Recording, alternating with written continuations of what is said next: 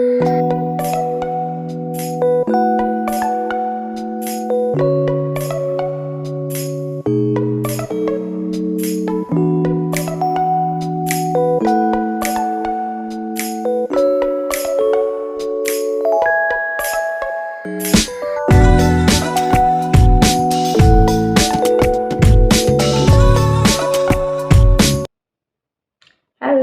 and welcome back to my YouTube channel.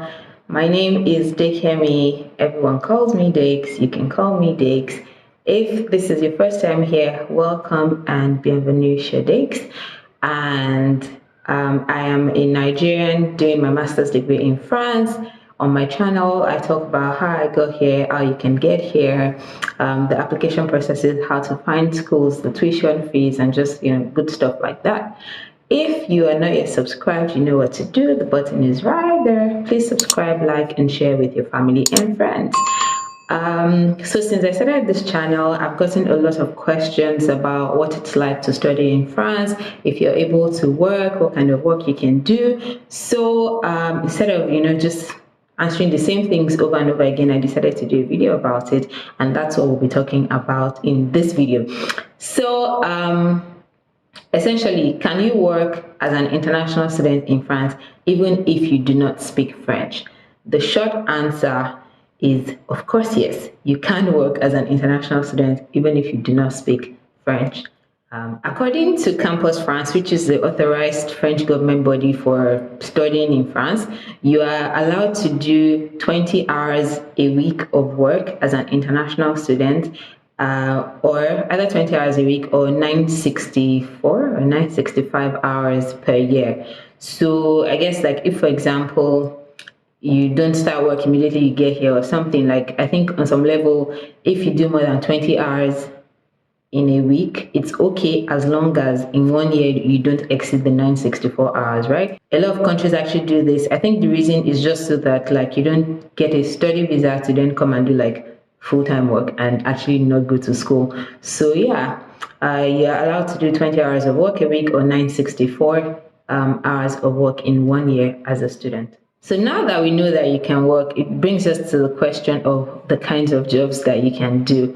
Like I said, there are jobs for non-French speakers, but of course you already know that it will limit like the maybe industries or the number of jobs that you can apply to. If you're in big cities, maybe like Paris, Lyon, Marseille, Versailles, or something like popular-ish cities, I guess you can find more English-speaking jobs than if you were like in a remote-ish city or town, because maybe less people will speak English or less companies will have need to speak English to their customers or something like that. So the kinds of jobs that you can do, and bear in mind that what I'm saying is based on my experience, the experience of my friends and the people that I've spoken with. You can find restaurant jobs. So a lot of people do like, what's that thing called? Fast food jobs. So you can find restaurant jobs. And if you've ever been to Paris, I don't know if, okay, I think on some level it's a French thing, but let me speak specifically to Paris. If you've ever been to Paris, like under almost every building, like I kid you not, under almost every building, there is a restaurant or a cafe, there is a brasserie, which is like a bar, there is a boulangerie, which is the bakery. So like you will find something. There are many food places in France, essentially. So like even if other cities are not as full or condensed as Paris, there are restaurants, there are cafes, there are brasseries, there are boulangeries everywhere, right? So like, and there are fast foods, the McDonald's and KFCs and Subways, there are those as well. So yeah, people find jobs in these places, and yeah, essentially you can work there. Also, hotel jobs. This one is like in two parts. You may or may not need English for hotel jobs. It depends on what you do. I know someone that works as a receptionist at a hotel, and he speaks French, which is why like he could get that kind of job, because I don't know, like you probably have to be bilingual. So if you have like international people coming that don't speak French, then you're able to switch to English. But then you could also have French people and you can be like, oh, sorry, I only speak English. So yeah. But then if you work maybe like in the kitchen or as a cleaner or whatever else that is not customer facing, then maybe you may not need French or as much French. So yeah, there's that. Another popular kind of job is babysitting. Like this one is very popular, and I think it's the go-to thing for international students, especially those that don't speak French, because a lot of parents actually look for people who don't speak French so they can teach their children that language, right? So like parents may look for an English speaking person so that they can teach their children English, right? So parents speak French to the children, the babysitter speaks English to the children, right? And then I know of someone that I think the parents actually wanted her to speak Italian to the children and teach them Italian. So yeah, like, so it's not just about English, like any language. It could be Mandarin, it could be Spanish and stuff like that. So yeah, that's a thing as well. Another, and there are many babysitting companies in France. Like I think a lot of them even have like partnerships with universities. So like in your first week or first month or something, they'll probably come to your school to tell you about their services and how you can apply and blah blah blah. I'll try to link a couple of them in the description box, because I tried out some when I came, but it didn't quite work out because like all the ones that I got were clashing with my school schedule, because the parents wanted someone that could pick up the children from school at 4:30 and then probably like sit them till maybe 8 p.m. when the parents get home. But most days I was in school till like 5 or 6. So obviously, like I wasn't going to skip classes to go and pick, because for me to pick a child at 4:30, then I probably have to leave wherever I am to get to the school.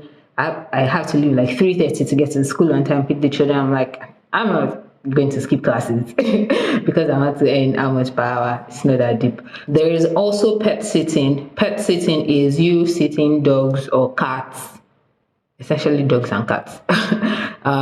Yeah, taking them on walks, feeding them, maybe cleaning them, whatever that they do when their owners are not around. And it's actually quite popular in Paris, right? Like Parisians love dogs and cats, but I think they love dogs more. Like you see dogs everywhere.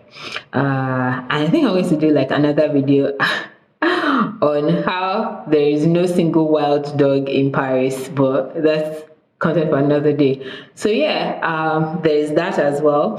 Pet sitting is also a thing, and there are also websites for that, like when you can create a profile and then you see like available postings from pet owners and you can apply, and if they're happy with you or whatever proposal you sent, then you can get the job. But I think for the pet sitting, for even the babysitting, the agency will get a commission of your fees, and then you get paid the balance or something like that. Similar to what I mentioned during the babysitting one, there is also the opportunity to teach English. A lot of people want to learn English apparently, so not just parents wanting their children to learn. I think some adults also want to learn English. So like I also found a website where like you could register as a tutor, and you could choose any subject really. It could be math, chemistry, anything, or a language. And then, but they ask you for like certification of whether you're a native speaker or if you've taken an exam or something that just qualifies you to teach that particular subject. And then like, so I think on that particular website, you create a profile and then wait for people to approach you or ask you what your rates, what your availability is, something like that. So yeah, there's that. You can teach English or your language. There are also factory jobs. I heard that someone got a job like in a factory to do packaging or something like that. So I guess it depends on like where you're looking, who you're talking to, how far you want to go. There was something that I did wrong when I first got here, so I'll just mention it. Like I literally was just applying on company websites and I was looking for like corporate part-time jobs, and that never worked. Maybe some people get it. I don't know how they did it, but like it didn't work for me. And one day I just realized that, oh my God, I'm so broke. I have to like figure out another way to do this. So I printed like some copies of my CV, and then I just walked around basically to fast foods, hotels, like anywhere that I could see really that they had a business. So I just worked there. Oh, like I'm an international student. I speak English. I'm looking for a part-time job. All this I said in French, by the way, because it's basic. Like even if your French is not that good, you can learn to say some phrases that would at least make somebody receptive to you. And then if the conversation is getting longer, you can be like, oh, my French is not that great, do you speak English or something? But at least they'll know that you put in effort. French people want you to put the effort. So yeah, I walked around. There was one day, oh my God, I think I walked for like 3 hours. Like I got home, uh, 4 hours or so after I left him. Like, and it was cold. It was, I think, in February or March or something like that. It was so bad. And then I just gone to all these places, KFC, this place, that place, that place. Some places were nice, actually, and they were like, oh, blah, blah, blah, you really need to be fluent in French. Some other places were like, oh, the manager is not around, I can take your CV. In those cases, I don't actually think that anybody gave my CV to the manager, but like, I dropped it either way. Yeah, and then I went to this particular hotel, and they were like, oh, the only job that they have, I have to be fluent in English. They're not looking for like cleaners or kitchen staff. They actually want like front desk person, and you have to speak French.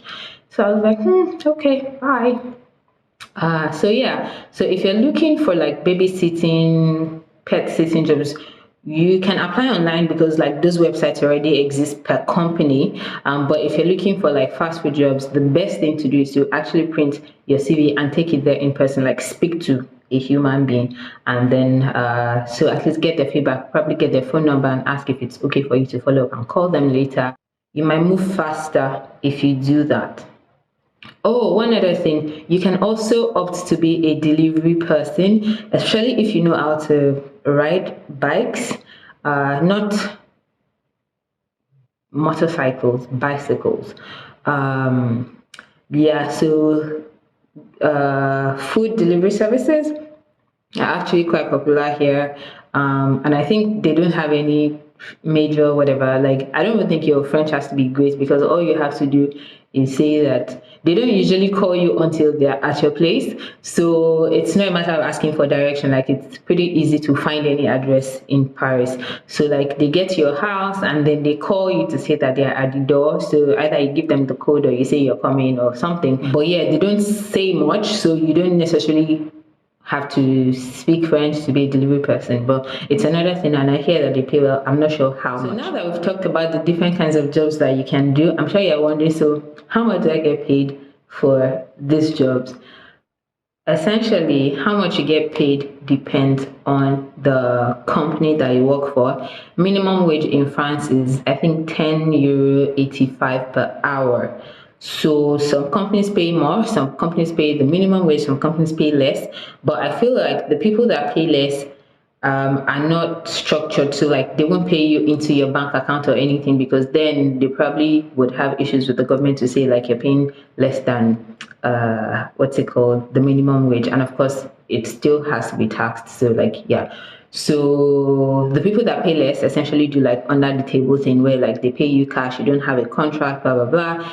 It could be good or not good. Good in the sense that, oh, you know that whatever number of hours that you work, your money is your money, like you're going to get the full thing because it's not taxed. On the other hand is that there is no job security. It's not like there's job security for part-time jobs, but like someone can literally wake up today and tell you not to come back tomorrow because you don't have a contract that says, oh, you're going to work from here from this time to this time. So yeah, and then I guess you could also get in trouble if somehow the authorities find out that you're doing that, because then it's not possible for them to track how many hours you've worked in a year, so they don't know if you're actually going to school or whatever. And I think the French government also takes school attendance seriously. So at least for my school, oh my God, oh God, like I think the attendance is the most stressful part because they just need to be sure that you're actually coming to class and you're not like registered in school and then spending all of the time working and not coming to school, because that defeats the purpose. Okay, so yeah, that's essentially it. I hope that you found this useful. I will, like I said, add the links to here. So in case you've gotten admission and you're wondering how you can get some money when you arrive, check them out. And yeah, hopefully that helps. And I will see you in my next one. A bientôt.